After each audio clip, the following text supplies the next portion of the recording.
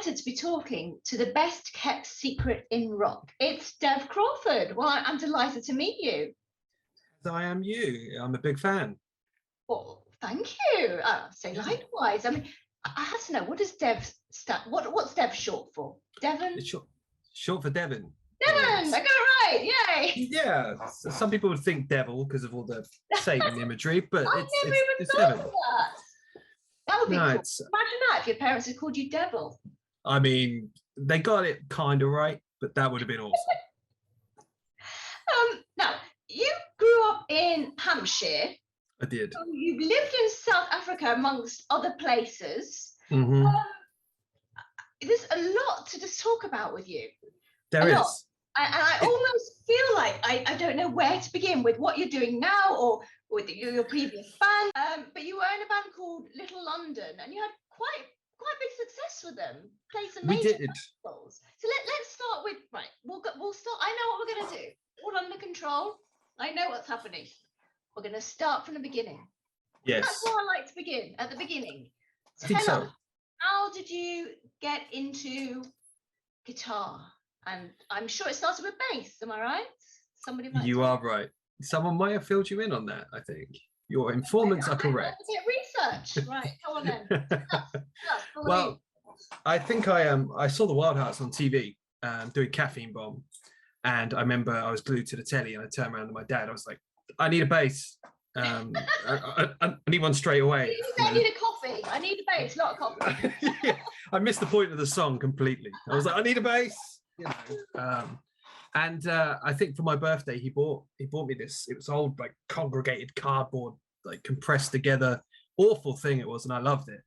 And I was in my room and I had no idea how to play this thing. I was just beating the hell out of it. And how old were you at this point? You said it was your birthday, so I was 14. Okay. So it's my 14th birthday.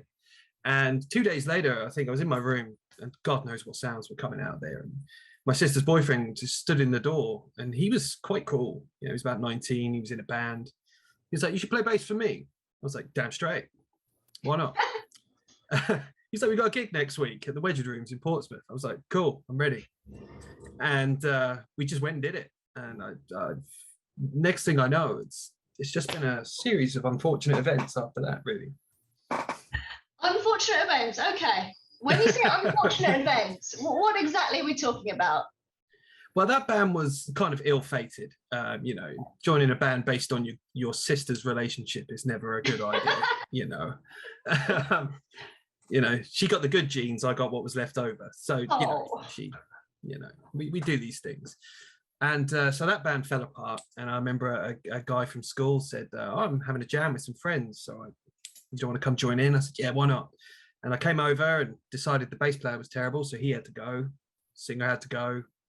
I kept the drummer and turned the other guy into a bass player. And then we were in a band. And I think we played like 2 shows. And next thing I know, that's what I was doing for 4 years of my life. It was crazy. Things just snowballed.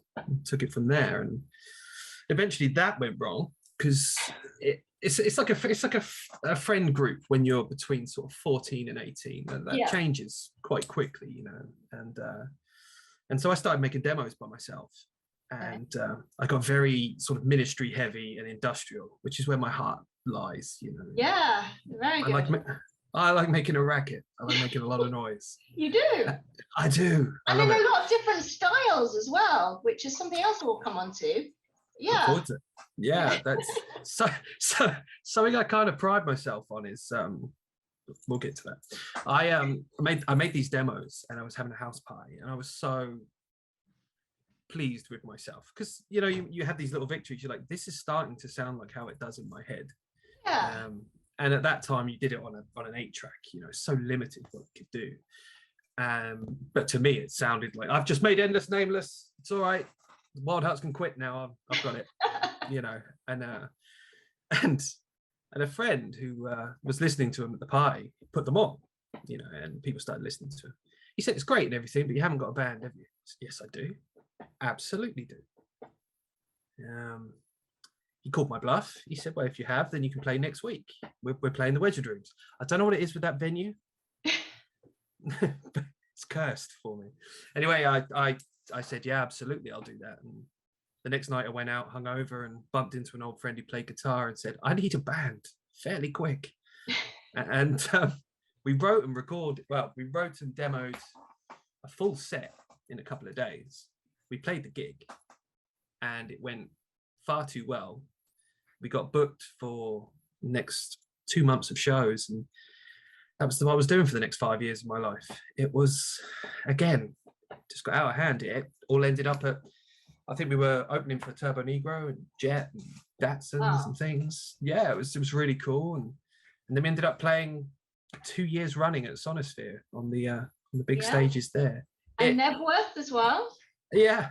It was so strange. We had a lot of really good fans in Kilimanjaro, and they sort of pulled some strings and got us on there, which was great, you know. But that band all went wrong. What happened? Where did it all go wrong? My best friends, who I grew up with, I didn't have many friends as a kid. Quite alienated. It's quite a common story for alternative people, as we know. And he passed away suddenly, just overnight. He passed away. Sudden death syndromes, like adult cot death. It was really unfair, you know. And I think that did let some demons sort of creep in, and perhaps I became a little bit off weather, and I should have taken a break and didn't. And it sort of went wrong from there. Oh, I'm sorry to hear that. A series of unfortunate incidents. Yes, yeah. Right. Let's talk about what you're doing now. Yes. So, Born Beside the Sea. Indeed. This is your latest single. So you just released it. What's it all about? It's, growing up in Portsmouth, like down by the seaside, it's a rough town. And I don't care who from Portsmouth hears that. This place is pretty one-minded. It wasn't great, and there was like an alternative scene which was kind of healthy, kind of punky, and kind of cool. And then there was the scene that I was in. So we were weird to even those guys. Like we just didn't fit in, you know. We liked the Wildhearts, everyone else liked No Effects and punk bands. So you kind of crossed over, but there was a bit of a divide, you know. We were sort of like the odd group walking around. Okay.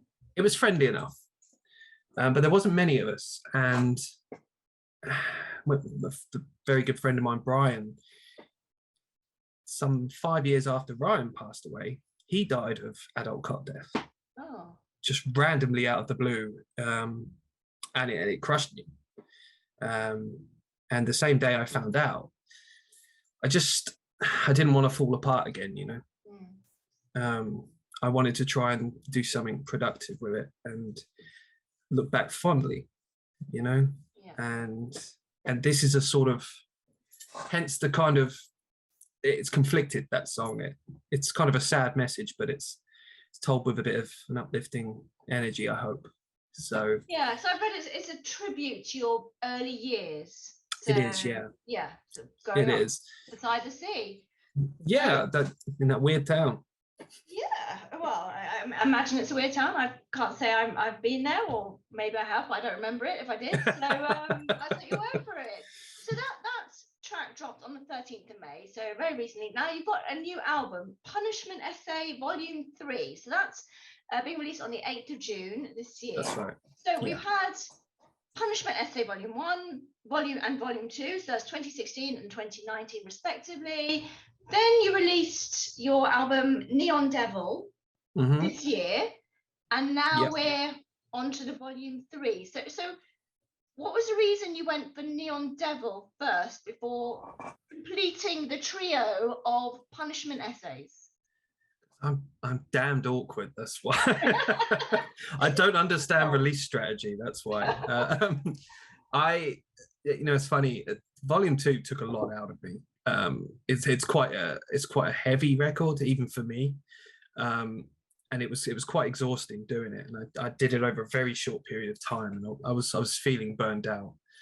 And and I think I actually just released that record by saying it's done, and I just put it on, and that was it, and I did nothing with it. It was such a shame, but I had to take a holiday, and I went to Mexico, as you do. Yeah, I went to Mexico, went to drink copious amounts of booze and be an all-round degenerate pirate type, and it was really good. And next thing I know, I was playing around with synths and having fun on the balcony, and I was like, this sounds disgusting. This sounds filthy. I like it. And then before I knew it, it was finished. It was all written in Mexico, and I thought, why not?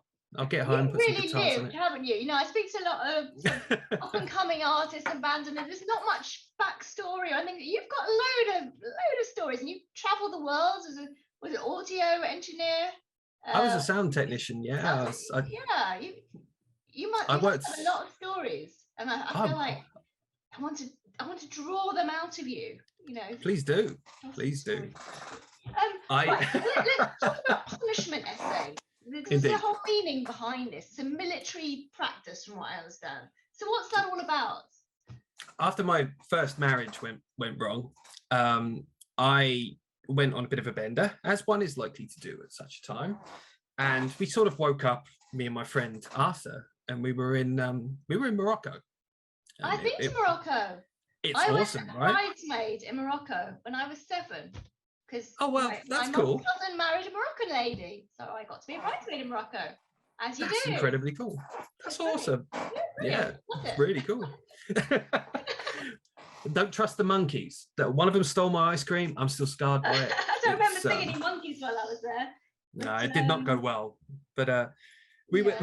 So a lot of things in markets that I wish I hadn't seen, but yeah, Marrakesh.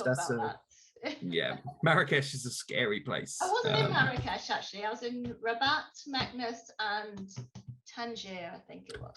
Tangier is really nice. That's really nice. I think that's actually where we were staying. It took us a while to find out.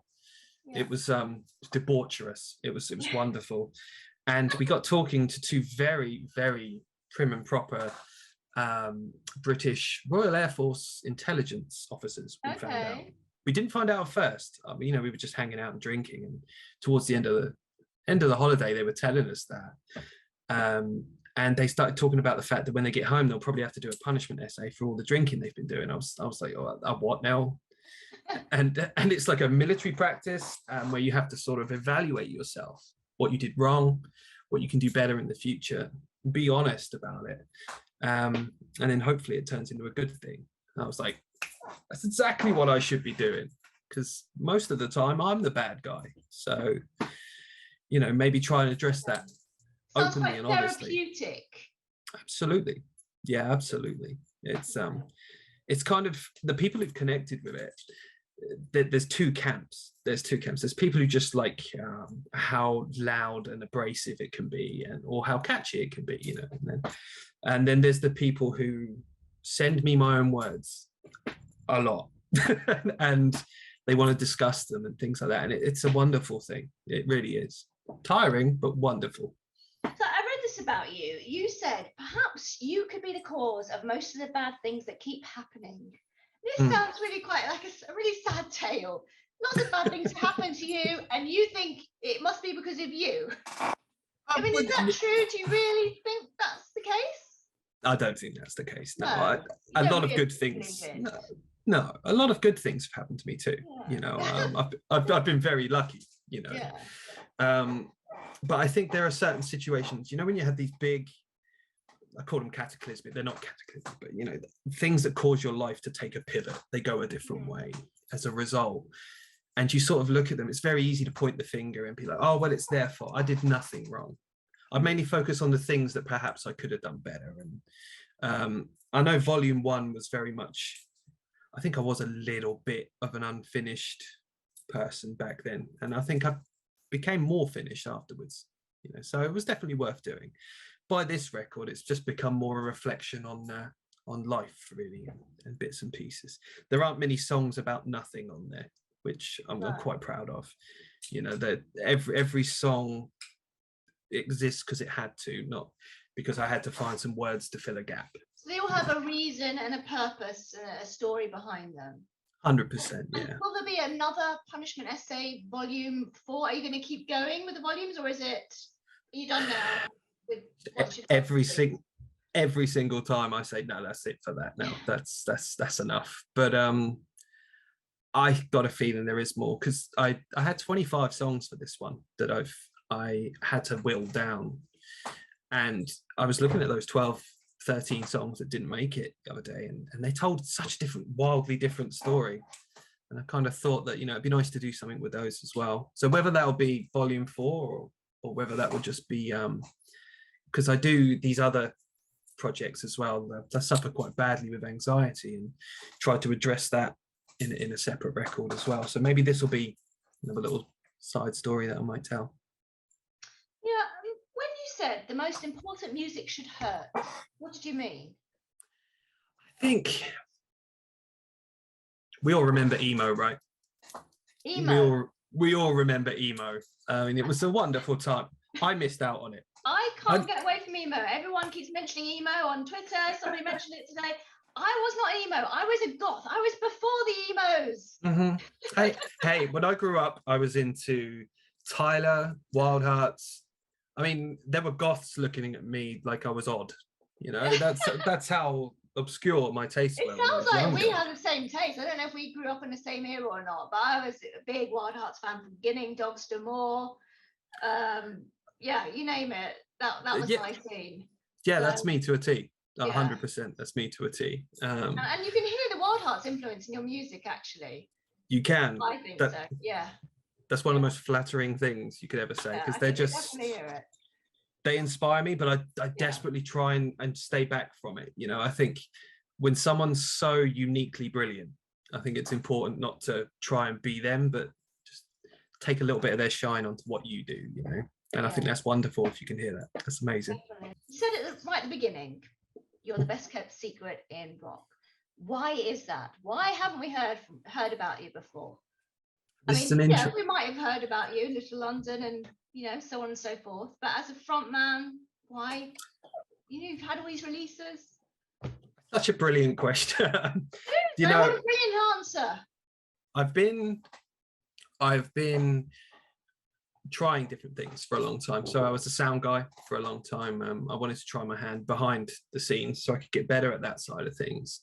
And ended up touring for 10 years. You know, I toured across America for 2.5 years, which was just crazy, and you know, didn't come home. Yeah, this is the conclusion I came to. I thought, well, maybe it's because of his job and he's sort of working for other artists all over the place, and you've just not been able to sort of get out there and get your name out as an artist yourself. But that was it. That's the reason. That's exactly it. Yeah, I moved to. That's really it. I basically moved to London, and then I found myself falling into that industry, and then it was 10 years later, and I was like, wow, I haven't done anything for like 8 or 10 years. Jeez, I better get busy. So then I ended up in Africa. So it was, I don't know. So is now your time? Are you gonna, we're gonna be hearing and seeing a lot more of you now? I do hope so. I do hope so, because I'm focused, and I've got a lot of material I want to get out there and I want to work through, and I am putting in the work, and the Needsleep Records team are doing such a great job of just, you know, focusing me, because that's another big problem. Like, I'm older than I look, which is a wonderful thing, but in this social media age, it's a terrible thing. Yeah, because I don't know what to do with that. I don't know what to do with that. You know, you post something, you think this is amazing, and 3 people just go, huh? And that's it, you know. So they're really trying to help me sort of with that side of things, which is a bit. I totally get it. Yeah. It's a stumbling block. Even with Zoom, and I use Zoom a lot, I still think every time I go on it, is it going to work? And if it doesn't, what the hell am I going to do? It's the fear, right? You know. Yeah. I love technology. I run a studio. I'm in the middle of a session today, and you know, computers are great and everything, but we do live in an age where it's different. Back then, I used to just play gigs, and you got your name out there, and you took it from there. But we didn't have mobile phones or anything. I remember I went to Glastonbury. I was meant to meet a load of people there. Do you think I met them? No, because none of us had a phone. We couldn't contact one another. No, unless you set a fire somewhere, no one was going to find you. Well, that's it. Yeah, which I think maybe we did, but I don't quite remember. It was a long time ago. Anything could have happened. Anything could happen. This is very true. So we your album coming up. So that's 8th of June. We need to look out for that. What I want to know is, where can we see you play? Okay, so I think there's some dates in August. We're looking to start up in Nottingham, move up from there. They're not confirmed just yet, because when you get to my age, people tend to have jobs at the same time as well. So they, you sort of say to them, right, we're booked in, and no, we're not. So look for us from about August onwards. We should be booked in for some shows up north, and moving up into Scotland and taking it on. Very good. Any festivals in the diary? That'll be next year, unfortunately. Next year. They're all booked in this year, but I can't wait to get back out there. I've got a pretty incendiary band coming together. So I actually wanted to ask you next about your band. Who is your band? Have you got like a set lineup? I do. I have Harry on bass, and he's a beast. Harry is Harry Lord. He also plays in a band called Crashing Cadence as well. He's one of those guys that just is a bass player. Everything he does is deep. It's just deep. And I've been chatting to a guy online who will remain nameless at the moment, but we just started working together, working through the songs and everything, and it's looking really good. So it looks like the guitar is sorted now. And as for drums, I can't mention who it is on drums either, because they might end up in a bit of trouble. But yeah. Oh, okay. I can only guess they're planning on leaving their current band, and they haven't told their band yet. Possibly. You got to make a little, can't make an omelette. Got to break some eggs. Got it. Okay then. Just lastly, let us know what your social media pages are, websites, and everything. Absolutely. You can remember it all. Oh my word. Where's the Needsleep record girls? So you've got Dev Crawford Music, or it's Dev Crawford Punishment Essay on Facebook. There's Needsleep Records on Facebook. That's the best place to keep up with anything I'm doing, because they're so much better than I am at all this stuff. You just see pictures of me pointing at guitars and looking shocked. That's basically all. That's my social media. But they're fantastic. So. Are you on TikTok? I'm not on TikTok, but I've seen some hilarious things. Maybe that's the mystery. Maybe that's how I get myself out there. Yeah, go on TikTok. So. We could do a duet. Are you on there? I'm on there. You're on there. I'm not sure about duet. I did you to sing a little, but I was in a choir and everything like that. Oh, I was a choir boy too. Yeah, I was a choir boy too. I was forced to. Good for you. Right, well, everyone, check out Dev Crawford. I think you've got very, very exciting things coming up. I cannot wait to see you live. It's been absolutely brilliant talking with you. I feel like we could talk probably for a lot longer, maybe several hours or days, or maybe even longer than that, about all of your experiences all over the world. I waffle on a bit. You've certainly lived. No, I wasn't saying waffle on. They're good stories. So it's not waffling. It's interesting. Awesome. So thank you very much. Thank you for talking to me. Well, it's been a pleasure. I wish you all the very best with everything. Thank you. That's coming. So take care. Take care. You too, Anne. Bye now.